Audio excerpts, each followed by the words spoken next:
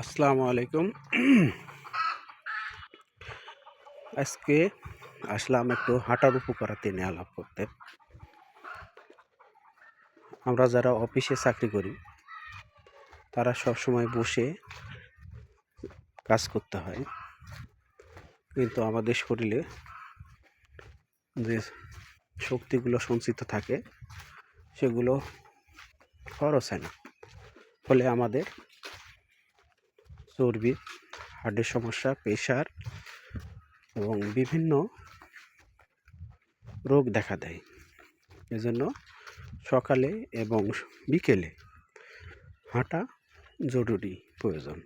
এতে আমাদের অতিরিক্ত চর্বি এবং কোষে সঞ্চিত যে শক্তিগুলো সেগুলো ক্ষয় হয়ে যায়। যারা শীতের মধ্যে সকালে হাঁটতে পারেন না তারা বিকেলে কমপক্ষে 25-50 মিনিট হাঁটবেন। হাঁটার জন্য নিরিবিলি পরিবেশ, যেখানে ভারী যানবাহন চলাচল করে না, সেরকম পরিবেশ দেখে রাস্তা চয়েস করে নেবেন এবং 25 মিনিটে যে দূরত্ব অতিক্রম করবেন সেই পর্যন্ত যাবেন এবং পরবর্তীতে ফেরত আসবেন। এতে আপনার হার্ট এবং শরীরের রক্ত সঞ্চালন বেশ ভালো হবে, হজম শক্তি বৃদ্ধি পাবে, আপনি সুস্থ থাকবেন এবং রাতের ঘুম ভালো হবে।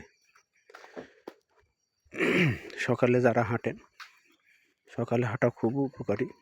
পরিবেশ নির্মল থাকে এবং প্রকৃতি শান্ত থাকে, দূষণমুক্ত থাকে, প্রাণ ভরে বিশুদ্ধ অক্সিজেন নেওয়া যায়। তাই সকালে হাঁটতে পারলে খুবই ভালো হয়।